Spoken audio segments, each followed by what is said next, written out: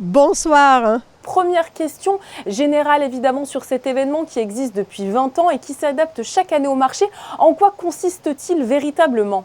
C'est un événement où nous réunissons les professionnels de la cybersécurité pour qu'ils puissent rencontrer les fournisseurs de solutions en cybersécurité. Les enjeux en cybersécurité sont devenus de plus en plus importants. L'actualité a dépassé les pronostics du métier. Donc les enjeux sont là d'un point de vue professionnel, mais de plus en plus aussi au niveau sociétal. Quand on n'en a plus d'attaques, il y en a encore plus qui arrivent. Donc les urgences sont là et notre but avec l'événement est vraiment de créer le contexte pour que la communauté cyber se réunisse et trouve les solutions pour les professionnels et vraiment pour aider notre société.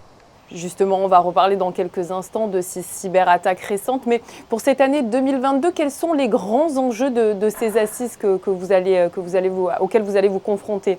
Il faut contextualiser tout ça dans une série de crises qui se sont enchaînées l'une après l'autre avec vraiment une vitesse exponentielle et qui complexifient le travail des directions informatiques pour protéger les structures, pour protéger les organisations et nos sociétés.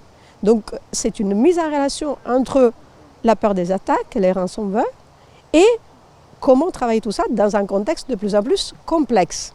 Justement, par rapport au déroulé de ces 4 journées pour ces assises de la cybersécurité, comment ça va s'articuler ? Nous avons des moments de prise de parole, c'est ce qu'on appelle les plénières, là où on écoute des personnalités qui travaillent vraiment en profondeur dans les grands sujets cyber pour aider, ouvrir la voie, faire comprendre quelles sont les tendances, les menaces pour lesquelles il faut avoir peur. Deuxièmement, nous organisons toute une série d'ateliers pour que les fournisseurs de solutions travaillent avec les directeurs informatiques et ils fassent des sessions pour comprendre comment avancer dans ce travail attaque. Et troisièmement, toute une série de rendez-vous, ce qu'on appelle les one-to-one, sont organisés, là, en privé, vraiment pour discuter des sujets beaucoup plus confidentiels, qui sont vraiment précis et spécifiques à chaque organisation.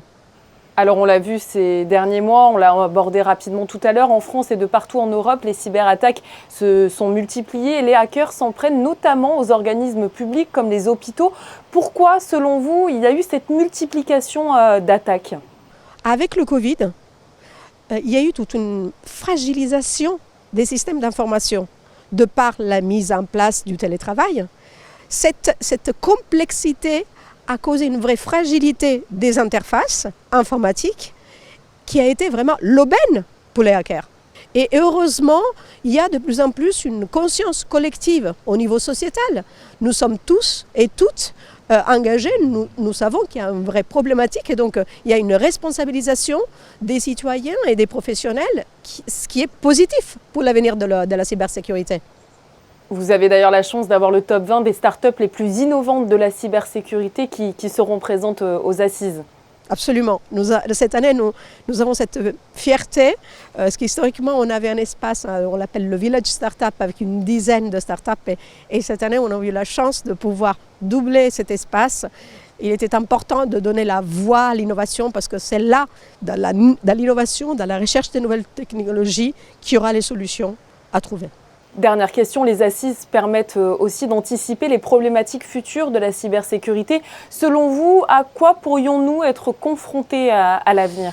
Depuis 3 ans, on dit que ça va aller, que c'est presque fini. Voilà.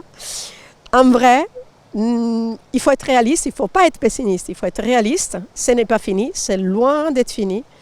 La surenchère des attaques est là.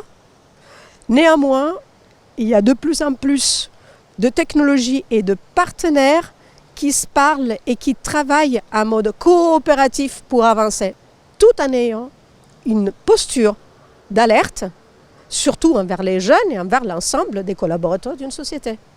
Merci beaucoup à vous, Maria Iacono, de nous avoir dévoilé les grands enjeux des assises de la sécurité qui se dérouleront, je le rappelle, à partir de demain à Monaco. Merci à vous.